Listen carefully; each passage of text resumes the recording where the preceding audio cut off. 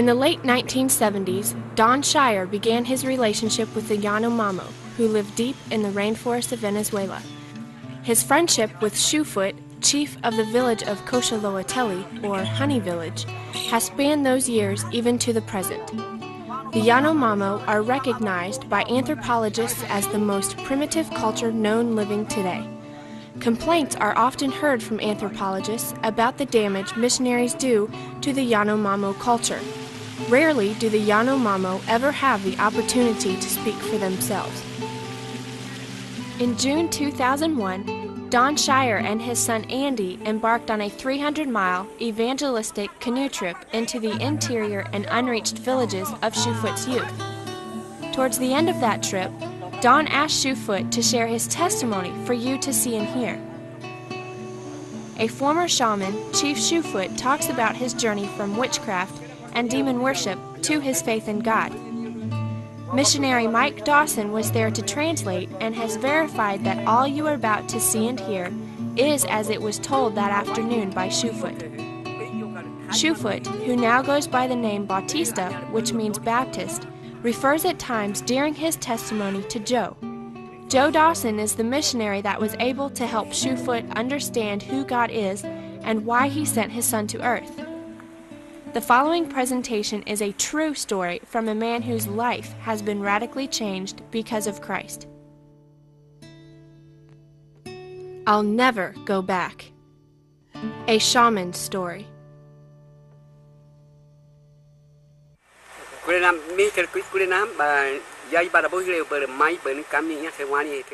I would just like to make it clear that if just anybody asked me to share this, I would hesitate to share it, because a non-believer is not really going to understand everything I'm going to say. But with you, it's like I'm with a brother, and it's like I've come back and I see you, and I want to tell you.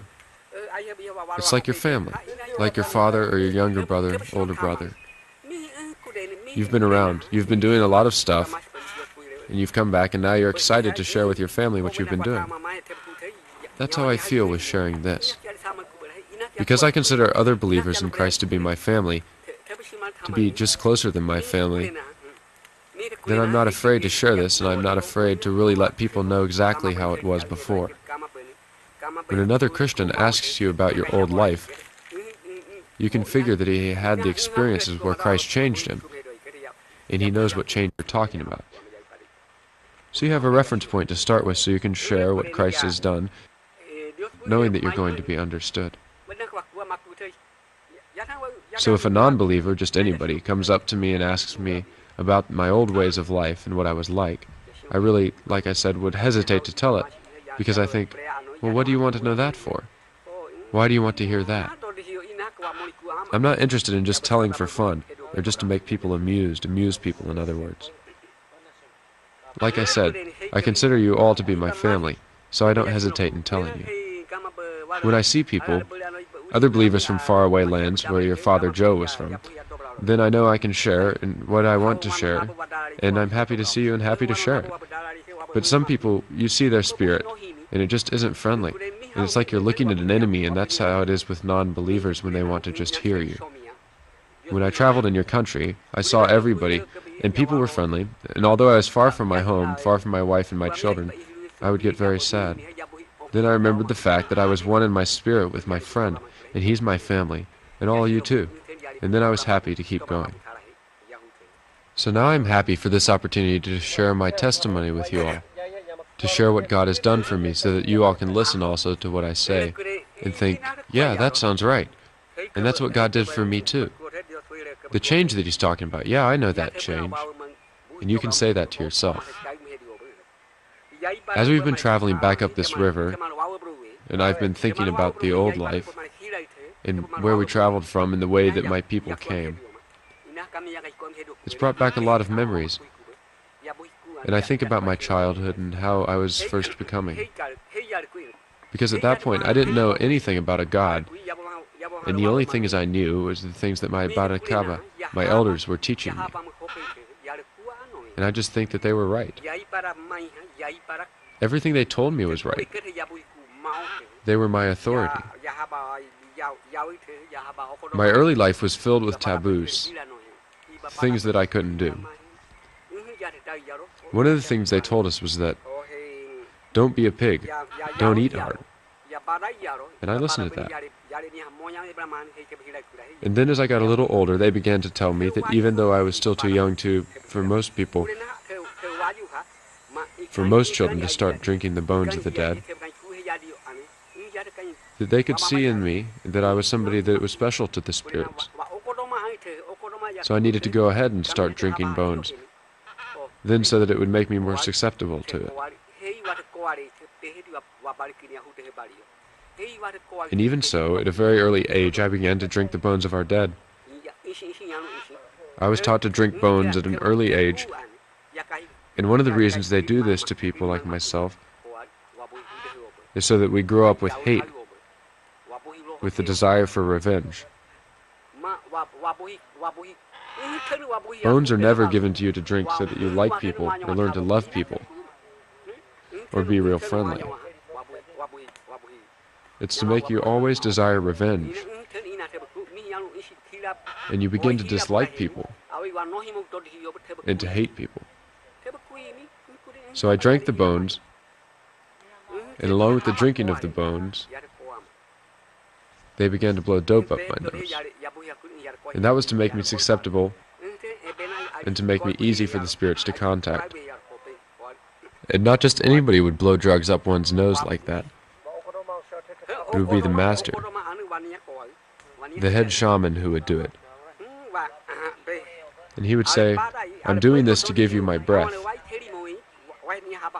In other words, his power over the spirits would be transferred through this abena at this time. This master would say, I'm doing this so that you begin to think like I think. And so desiring that power that this master had, then I let him blow the dope up my nose.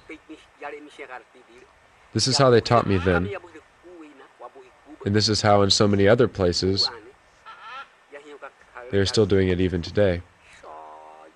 And I know now it isn't right, and I'm not saying it's right, but this is how we teach.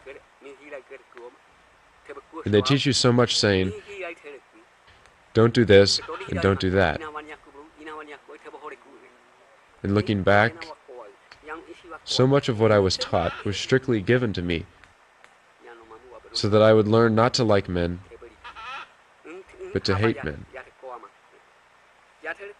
Once they got you to the point from taking dope and drinking bones to where you just hate everybody, then the head shaman will get to you to where you begin to learn about the spirits. And the first thing they do is they tell you to just take dope all the time. And the head guy will begin to blow dope all the time, and he'll say, take my breath, take my breath. And he'll blow drugs into your nose. Then when the effect of the drugs was such that everything was dizzy, everything was spinning and everything, he would tell me to sit real still, and he'd put me in this posture right here. Here where I'd put my arms on my knees. And I'd sit there, and he'd tell me to sit real still and just stare at him. Don't look at anyone else. Just stare at me, he would say. Just stare at me. And everything else would be spinning, and he would be the one focal point, there. And then I'd begin to notice that he was no longer dancing alone. The Hecula, or spirits, were dancing with him. And everybody else that were looking around, that weren't under the influence of the drugs like I was, they would just see this man, this witch doctor, dancing by himself, but I saw that he was dancing with many spirits. He's dancing with his spirits, and all of a sudden I see coming towards me Olaliwa, the tiger spirit. Now remember, these aren't my spirits, these belong to the master. And the tiger spirit is approaching me, and he's coming towards me, and the master says, don't be afraid, let him lick you. And I was just scared to death. But I sat real still, and tiger spirit puts out his tongue and begins to lick me. I was petrified. But because of the master, I sat there quietly and let him lick me, and I was scared to death. But he says, "Don't be afraid. Don't be afraid. Just sit still and nothing will happen." And so I just sat still, as he was the master. And then another demon comes dancing toward me, with his bow and arrow drawn, aimed right at me, ready to shoot. And at that point, I really thought I was done. I really thought that was it, because he looked like he was ready to shoot at any minute. Because I was trained by masters, that's why I can say that I've been trained, and I know what I'm talking about. I was trained more and more, and got into it deeper and deeper. And the more I was trained, I began to see that there was a trail being made. A big, wide trail made by the spirit of the pigs. While Aliwa were making this trail, coming down towards me to bring the spirits that were going to be mine. Behind them are coming all the other spirits, all dressed in the pretty feathers of the hawk and the down of those feathers, and they're all coming toward me. This great multitude of Hecula, or Haloi, the beings dressed in the pretty feathers of these birds, are coming towards me. So it's a whole multitude, and they're just swirling around. You again get scared, and the master has to tell you again, "Don't be afraid. Don't be afraid." And so I just sat there. And the more I learned, the better it seemed. But I realize now the more and more in bondage I became to it.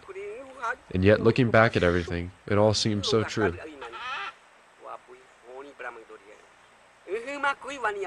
Everything just seemed like when I was looking at them, they just seemed so beautiful.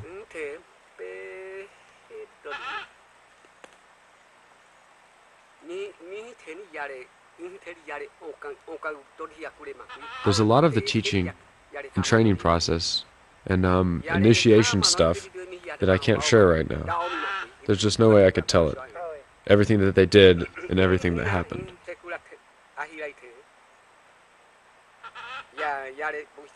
At first, his demons scared me to death, and when he teaches me at night, and then when he teaches me this night, and this day, and this night, and this day, and then they won't let me eat any food and drink, very little water, and I'm taking drugs all the time, drugs and chanting, and as many as the fingers on both hands.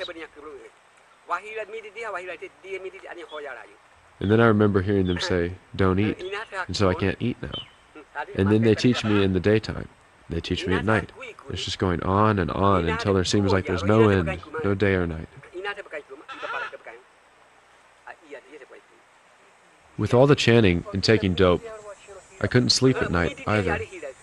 And I couldn't sleep during the days, and so I got really, really tired and really, really sleepy. And because I wasn't eating, I was really, really hungry. And they would say, "Well, then don't be hungry." But I was hungry anyway. Then the one teaching me, because I was suffering so much from hunger, gave me the spirit of the frog's belly to keep me from being hungry. But I was still hungry. So day after day, it went on like this. And every session started with taking more dope, and taking more dope, and taking more dope. And then I would chant. I would chant all day long, and then all night long. Like I said, every session was taking drugs, and I was so hungry. And yet they kept saying, "You can't eat." So I just had to close my eyes real tight and hang on. Because of lack of sleep and lack of food, and you were only allowed to drink a little bit of water, I got really, really weak and very, very skinny. At the end of that time, down that long trail that the spirits of the pig have built, you'll see one being coming, and this spirit is the one that's going to be yours. And maybe there'll even be two spirits, but they're going to be yours, and they're going to come in there and start making a house. And at the end of this time, when these spirits come, and they actually get inside your chest and begin to make their house there, then you are a shaman.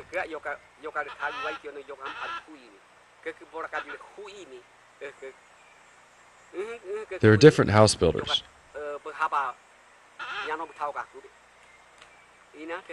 One is the spirit of the Malashiliwa, and one is the spirit of the Ayakolaliwa, and the other one is the spirit of the Kulimoliwa. And these are the ones that first come in and build the houses.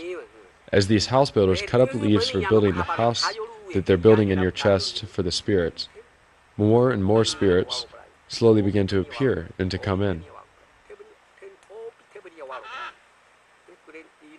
As the house begins to take shape, they'll even call for the spirit of the anaconda to hold up the house with his strength, to stand up the house up tall, and to hold it up strong.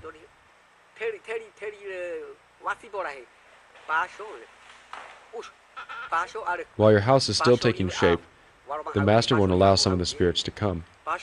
One of the ones they'll tell you especially not to get is the spirit of the spider monkey, the Basholiwa, because he jumps around so much that he can knock your fragile house over. If you're being initiated as a witch doctor after you've already been married, they don't want you to get the spirit of the Wishaliwa, the Wisha monkey, because they say that it will make you extremely jealous of your wife, and you won't concentrate on your activities of learning to be a shaman, because you're watching your wife all the time and so jealous of her. You'll be so suspicious of your wife, you'll be watching her, and you'll be mad at her all the time, and so they really, really don't want you to get the spirit of the Wisha monkey, because it's very jealous. And we're especially forbidden to get the spirit of the Hawashi Liwa, or of the Hawashi monkey, because it's a very mischievous monkey. And anybody who gets the spirit of that monkey just can't keep his hands off of other women.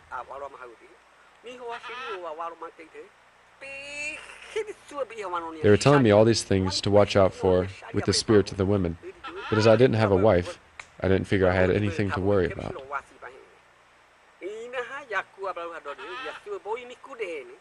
A good master wants to make sure you only get good spirits. He doesn't want you to be bothered by the spirits that can cause you to be timid, or cause you to run away, or cause you to be shiwali, to go crazy. And so we're told not to talk to the Hayakoa Liwa, and these different spirits they would name to us that they said would be bad for us. So our masters would try to warn us against those kind. Everything they told me sounded so true. It just sounded so true. And then they would come. Right now they would say, if Omanayoli Makaba, if these leaves started talking, the earth, the roots, the big trees start talking to you. Anything that you come up against starts talking to you. Don't listen to them, because those are the bad ones, and they're going to lead you astray.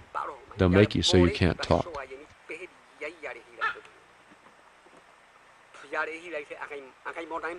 My teacher was my future father-in-law, and he taught me tirelessly, and as a matter of fact, he spent each hour with me, chanting and taking dope, and he got just as tired as I did. This was the start of the bondage that I got under, and kept me bound up for a long time. But we did have our benefits. One of them was, if you were fortunate, you could get the spirit of being the best shot. And how you got that was that you would get the spirit of the harpy eagle, or the hawk. They're the hunters, because they're always eating other birds, like the hashimo and others.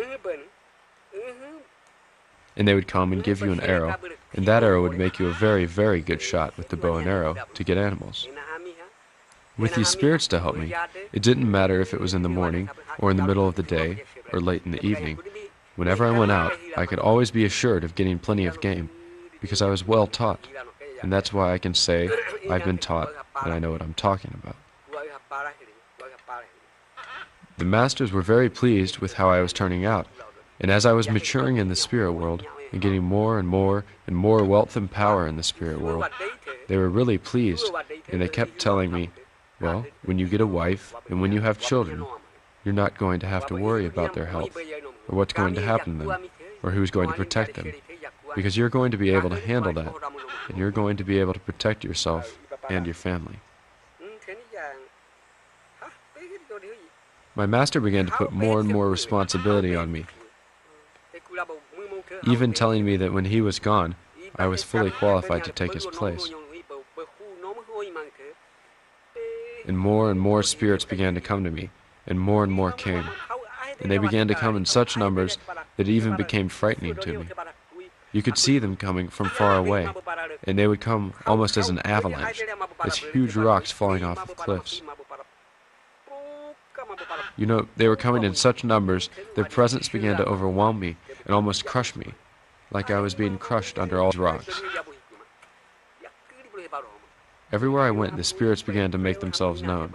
More and more spirits. And listen, I'm not saying there's not Hecula, there's not spirits.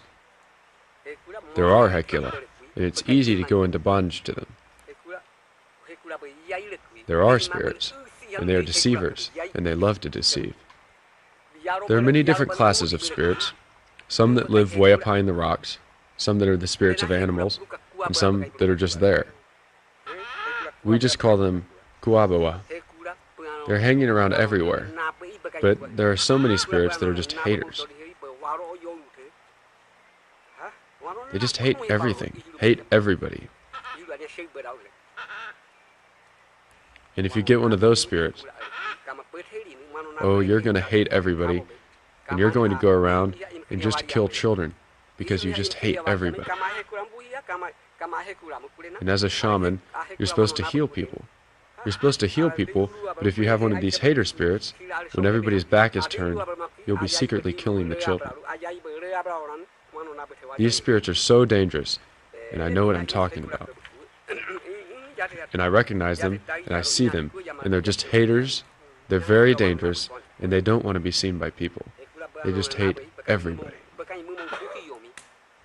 Because so many had the hater spirit, a lot of times when we would all get together, as shamans do, to take dope and to do our drugs, we would all run the women out of the shabano because it was just dangerous for them. We would send them to the gardens or something. Because when you're under the influence of the drugs, and when you've got your spirits, and you get one of these hater spirits, and he picks up his bow and arrow and starts to shoot at somebody, before you know it, your bow and arrow is in your hand and you're shooting at somebody. You're killing people. And so many times when we were getting ready to do this, they would hide all the arrows and the bows and the machetes and anything, and everybody would leave the village. The women and the children would all leave the village, because if our spirit that we had at that particular time picked up his arrow and shot somebody, then that's exactly what we did. Many times we just hid our arrows and our bows and arrows, and there wouldn't be any bows and arrows left in the village at all. And they would hide the machetes too, because it was too dangerous. Because if a hater spirit came, and they always came, and they took a bow and arrow, the first thing that you would do if you were dancing with me would be to look around for another bow and arrow to have, and you would shoot people that you were doing witchcraft with. Ones coming along, being initiated today, have no idea of all the dangers that are even involved. You'll just grab your arrows and just start shooting. You just have no idea what you are doing, and that's how it is. That's how it is. That's why I say when the demons just come in, and they just come running in, and they grab up their arrows and just start shooting, and then later you find out that it's been you who's been doing the shooting. And that's why everybody would let their arrows escape. In other words, they'd put their arrows away before we would begin to do witchcraft. As the demon comes dancing toward you, and he's dancing back and forth, twirling around and around with his arrows, and he's got his arrows in his hand, and he begins to make you really mad. He's angry, and he's white telly, and he's mad. So he starts to make you mad, and grabs up his arrows and starts shooting, and you do too. And when you're dancing with your demons, the people around you look really, really ugly. They don't look like normal people, and the demons look beautiful. But people look ugly, and they just look hideous and bad. So that's pretty much what my life was. I was a shaman, and I was good. I took my dope, and I got in contact with the drugs, and I had Hecula Modima. That is, I spent all my time chanting to the spirits, the Hecula. That's just what I thought I would do from then on. But I began to lose control of my mind, and I couldn't control the sessions any longer. So my solution was to ask for a more and more powerful dope, to grind in more and more power to it. And even then I still couldn't control what was happening in my mind. It was really starting to bother me. So that's how I was when we moved in our travels. We finally arrived at a place where you all know us. That's at Koshilo. And I was still losing control. But even in spite of that, I led a group of warriors, a group of men down to what they called Tama Tama. There were some Nabas living there, some white people, and that's where I met Joe Dawson.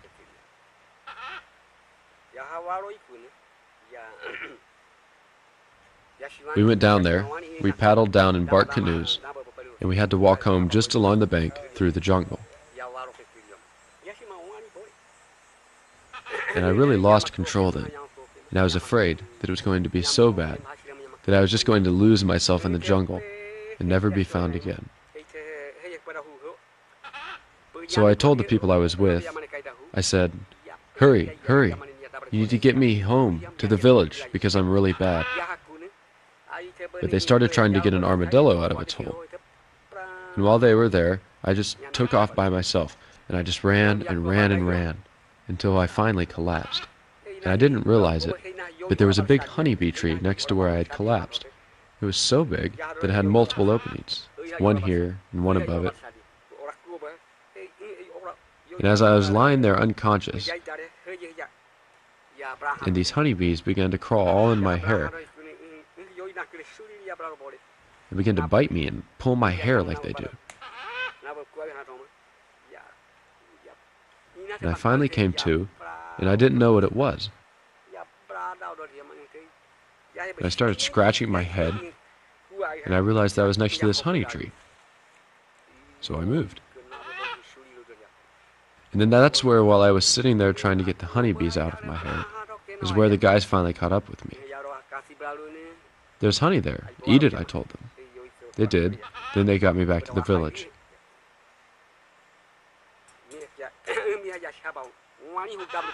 For me, that is definitely the worst episode to date, of where I just sort of lost it. I was irrational, and I had no idea what I was even doing. But in spite of that, the next time we needed to go down to Tamatama, I went again. It was on this second trip that I first heard about a different way.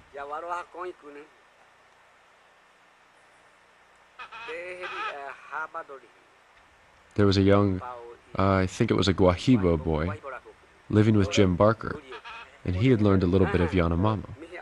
His name was Julio Jimenez, and he talked to me. Jim Barker even knew a little bit of Yanomamo, but nobody could talk very well. We figured out later he was trying to say Shobali, the word for hell. But he said Shibali, which is our word for stingray. And he kept telling me in heaven there's no Shibali, there's no stingrays. So I didn't really understand what he was trying to say. But in heaven he said there's no hunger, and it's real good, and there's no stingrays. I found out later that the missionaries were even teaching him. So he was trying to practice on us what he was learning. He repeatedly kept telling me that Yossi was going to burn the world with fire. And what was I going to do to escape? It didn't make any sense to me at all. But I went home and told my Batakaba, my leaders, I said, "These people tell me that in heaven there's no hunger, it's all beautiful, and it's pretty, and there's no stingrays." And we couldn't figure out what they were trying to say. I didn't understand it, and I didn't believe anything that I could understand, which was nothing, and I didn't even put it together with the legends we have of our own. But I went back and I told them what it was, and we tried to figure out what they could be talking about. And my father began to say, "Well, I wonder if they're talking about Shobaliwaka, which is the word for hell." And he says, "I wonder if that's what they must be talking about." And he began to try and put it into something that we could all understand from what we had in our legends. See, we think like this, that in the heaven above us, there's a place where the spirits go, where the dead spirits go, and they live with Yalu, which would be thunder, and he has them there. But then above that heaven is the real heaven, where this Yaiwana Nabalewa lives. And up there it's just beautiful. There's a crystal water, just a clear, clear sea up there. And this supreme being, this Yaiwana Nabalewa, holy, and they're looking down through the bottom of this lake.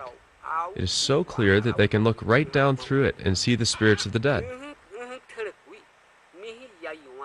But up there with Yaiwan and Abalewa, that's in the real heaven. So my father said, maybe this Yossi is thunder, or maybe he's really talking about Yaiwan and Abalewa. That's the supreme being, the final one, the final authority. And we don't know very much about him at all, other than that he lives up in a beautiful land with all the Aboshikoli. And my father said, well, maybe he's talking about him. So he sent me back down to Tama Tama, and I talked to your dad, Joe. See, this is what we believe.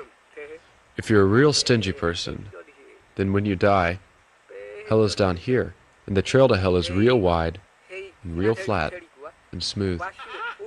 But there's a Y there. The trail splits, and when you die, and as you're coming up the trail that goes to Thunder's land, where the spirits go away from hell, is to go straight up this mountain. It's a real steep trail, though, and it is hidden. So Thunder sends somebody down to wait for him. He sends a spirit down to wait for him right at the crossing of the trail, because they know when the person is going to die and when he's going to get there. And the person that died, his soul, his spirit comes on, and he sees this person from far away. The spirit Thunder sent to meet you will be sitting pretty close to the Wat, the split in the trail. And if you're a real stingy person, you're going to be coming down, and you're going to see that person from far away, sitting there waiting for you, and you're not going to want to share with him. And so you're not going to want to approach him. You see him from far away, and you stop, and you turn your back so you can just ignore him. He sits down before he gets to the guy waiting for him. Because he doesn't want to share anything with him, and the guy that waits for him keeps calling, "Come on over here. Come on over here to me." But the guy won't answer. He just turns his back because he doesn't want to share. After he tries calling the guy a couple of times, the guy just keeps ignoring him. Finally, he just points down the trail and he says, "Well, here's your trail. Go ahead, take this trail. This is where you're going to go." He sees the guy jump up and runs on by him real fast. And of course, that's the trail that leads to hell. And he falls into Shobaliwaka, and he's gone. When somebody dies that's a very generous person, it's the same way. Thunder sends his spirit down to wait for you at this split in the trail. And the very generous person, his spirit comes on down, and he sees the guy from far away, sitting at the trail, just sitting there. And so he runs up to him, and he's very friendly, and he says, "Come on, friend, why don't you take me home, and let's get something to eat." So the guy gets in front of him, and leads him up the trail that goes to Thunder's house, because his spirit was generous. And because I already knew all these stories, when I began hearing about this God and these other things, we just wondered if it was the same story, and whether it fit in with what I had already known. But it took me a long time to hear enough of the story straight to really understand it. Because, remember, nobody spoke my language very well. The missionary Paoa had tried to tell me, but I never really understood. Also the missionary Cecilio, but he just talked to me again and again. I just couldn't understand what he was trying to tell me. It wasn't until I met Joe Dawson that he sat down with me, and it was really funny. I think it must have just been the Lord, because at that time, Joe didn't speak very well either, but his love for me was obvious, and he was not afraid to touch me. I understood what he was saying, and I've always wondered about that. When he told me about the Lord, it was as if he knew my language perfectly, although he didn't. I understood everything that he was trying to tell me. And he began to tell me, this is what God says. This is what Yaibara says. And this is what his word says. This is what he says is wrong. And it was so funny because I understood him clearly. I understood. Although there were other people talking to me who spoke better Yanomami, I for some reason could really understand him. And he told me, God loves you. And that was just such an amazing concept to me, to hear that and to really, really, really understand. For some reason, I understood it perfectly when he said, God loves me. And the demons and the spirits, the Hecula, that were living in me, that were inside my chest, they just got terrified when he said that. They made my chest shake. I came out of that time after really understanding and hearing clearly that God loved me. And I came out just trembling. And like I said, the demons in me, they were just terrified. And I went home, back home, and I was telling all this to my dad. And I said, boy, it really sounds straight. It sounds like it's the truth. And what could this be? What could it be? And my dad said, well, I'm convinced now that they're talking about Yaiwana Nabalewa, the Supreme Being, the final one, that lives up there in that beautiful land with the Iboshikoli. I guess you would call them angels. And they're up there in this place that's so beautiful, that the sea is so clear that you can see right down through it. Because, my father told me, there's only two trails. There's, after the split, only two trails. There's the trail that goes to hell, and there's the trail that goes up to Thunder's house, where the spirits of the dead of the generous go. And from there, they can look up through the crystal sea, up through that water that's so clear, and they can see up into Hedu land, which is the warrior god's land, and he's the final authority. And up in his land, he lives up there with the Iboshikoli, and they're very, very noisy, just all the time noisy, noisy.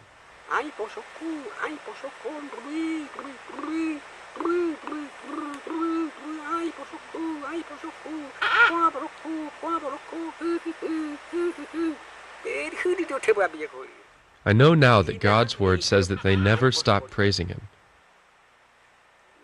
But what we thought that they said, we probably got that from Satan, didn't we? But we said they just talked in gibberish, that they were just so noisy, noisy. And that's the only thing we ever said about them. And this is what they sounded like.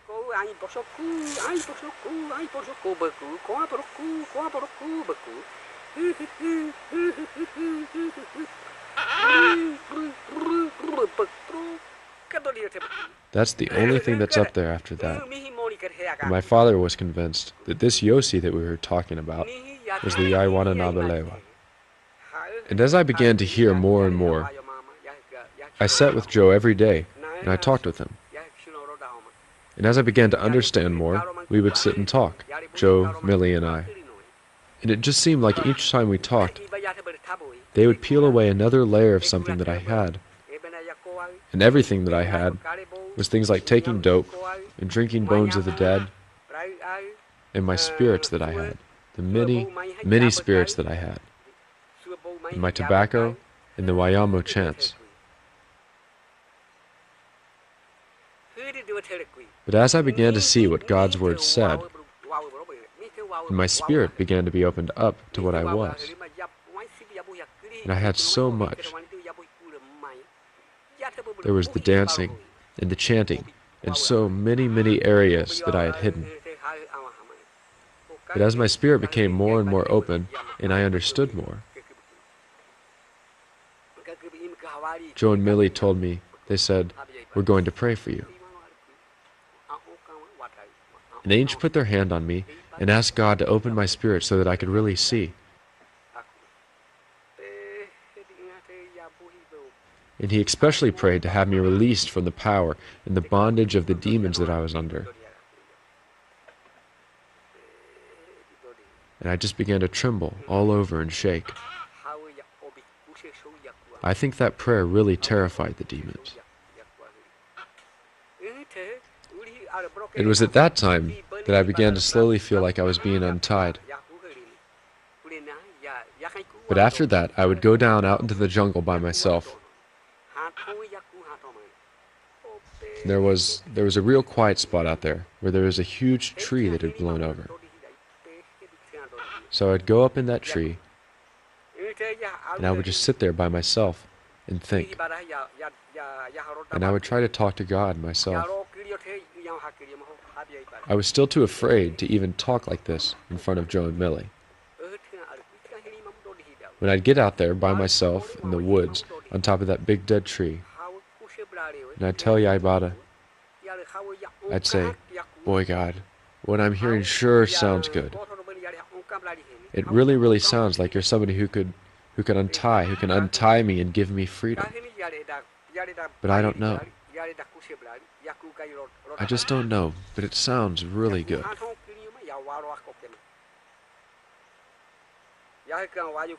I knew that I was so in bondage. I was so tied up. It was like I was tied up to this big vine all over.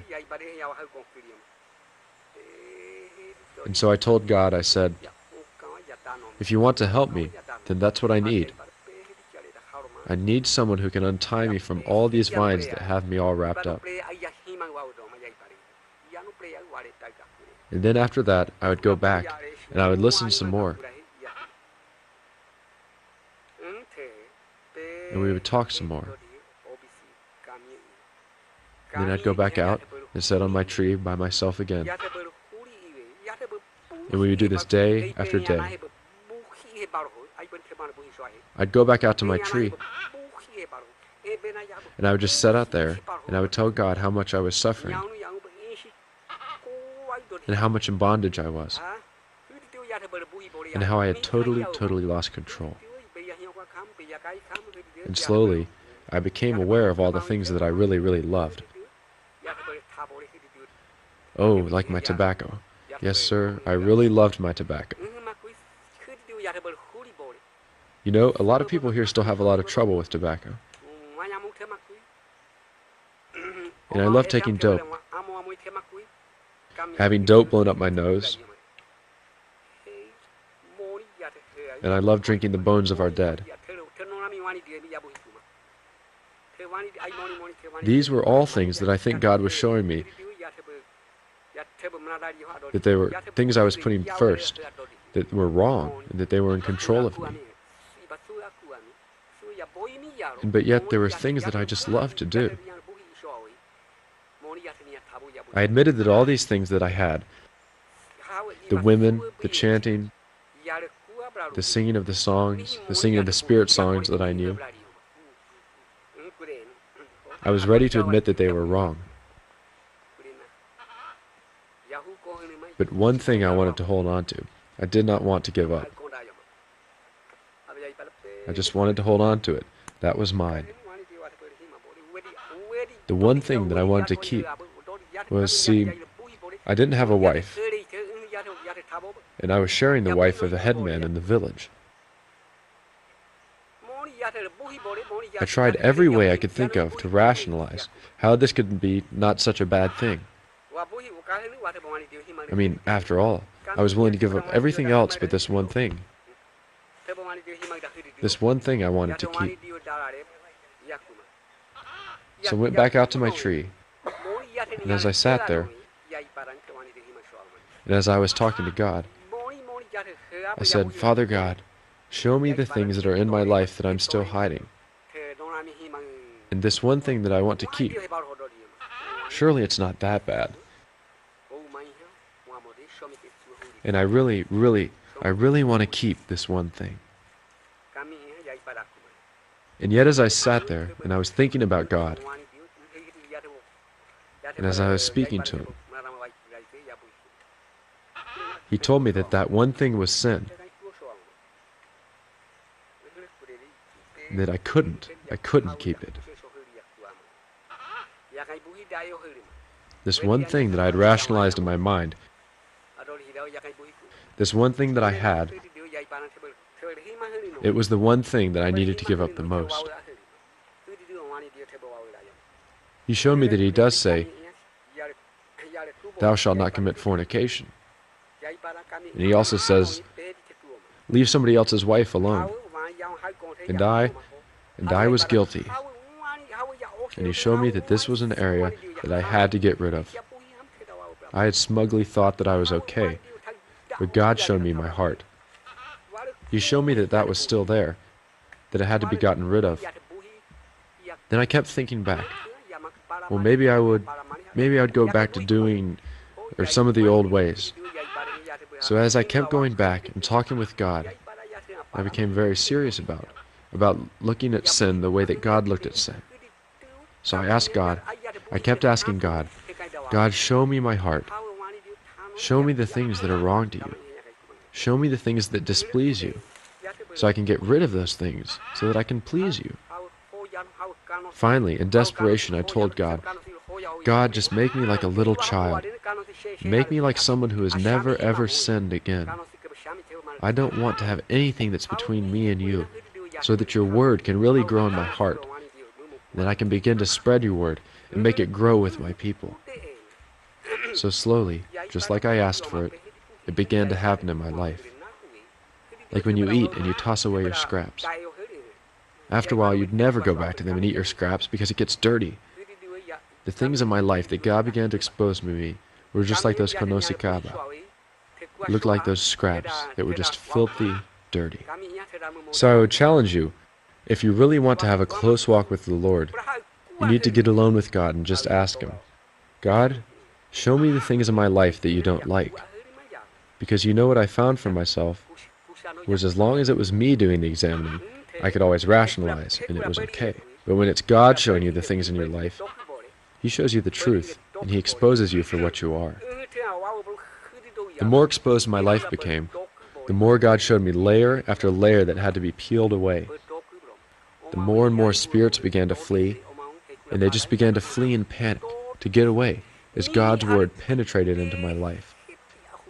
As more and more of my demons fled, Omawa, the chief of Hekila, of the spirits, was furious, and he was unwilling that I would escape or that I would get away. And so he came to entice me to stay. He came running over to me and just running super really fast. And he was carrying a huge big black chain. And he put me down, and he got right in front of me and put me in the center. And then he took this big chain and began to make a cage out of this chain, and to try to cage me in with it. But I don't know why. This cage just wouldn't hold me, and it just couldn't hold me. He would make this cage, and I would be outside the cage already. And then he'd put me there again, and he'd make this cage, and again I'd be outside the cage already. When he saw this cage couldn't hold me, he frantically looked around for something else that would entice me to stay with him. And you know how on the green parrot that has the lighter green-tipped feathers on the tail feathers? He had a big bundle of those feathers, the paushi, in his hand. And he came running back to me, really, really fast, with this big bundle of feathers. And he started dancing. He grabbed me by the arm, and he began to dance with me. And he had these really sweet-smelling feathers pressed up against my nose, overwhelming me with this smell of perfume, and dancing me around in this dance. It was just incredible. It was just so incredible. He really wants to get me back, and so he's got me by the arm, and he's dancing around me, and he's got these sweet-smelling feathers in my nose. And then he starts singing this song. And I've never shared this song with anybody before, but I'll share this song with you now. He sang to me a song of the power that could be had through the sweet smell and the feathers, representing the power that was in the spirit world.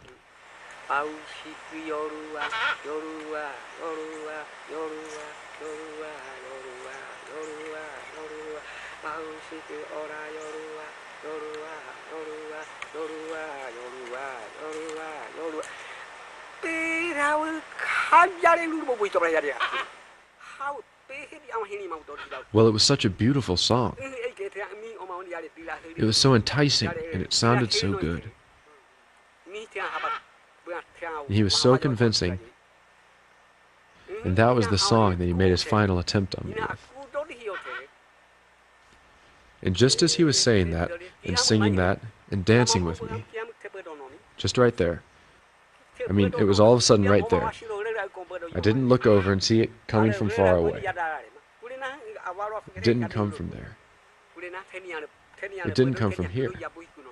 But as Satan came whirling back around me, all of a sudden I was overwhelmed. I had no idea anything was going to happen. And as he's dancing right there with me, and I'm fighting almost in his embrace, and he's got these sweet feathers under my nose, and he's singing and dancing,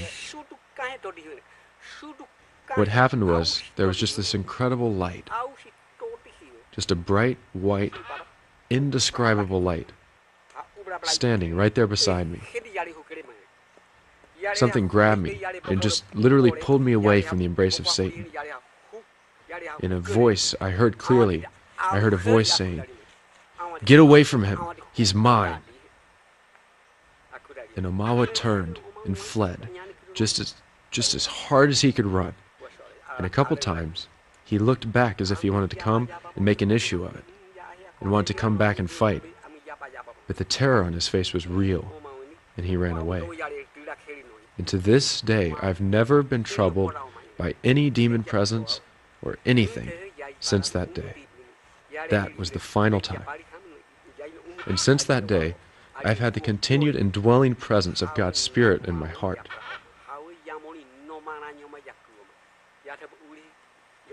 And as I looked around me then, it was as if it's like when you've been sick for a long, long time, near death, and you're slowly getting better. And all of a sudden, everything is clearer, and everything is, it's just like you're seeing it for the first time. Well, that's how it became for me. It was just incredible as God released me from the bondage of Satan. How new everything became, and how once again alive I was. If someone has been sick, and they've been given something real sweet to eat or to drink, and it really helps them, and they just say, "Oh man, that hits the spot. That just tasted so good and felt so right." That's how God's Spirit did in my heart. It just gave me such a sweet, sweet feeling. And that's what happened when I gave my life to Christ. This is what happens, because this is what happened to me.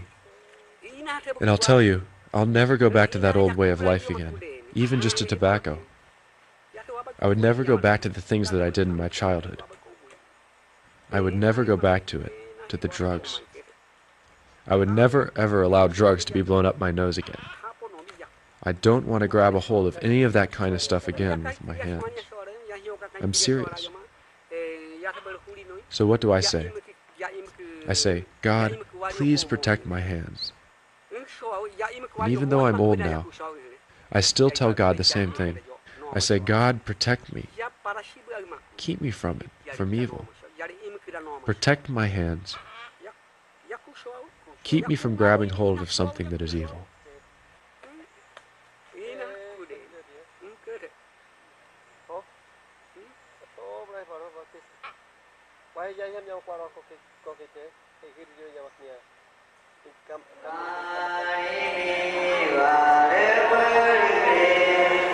Yeah.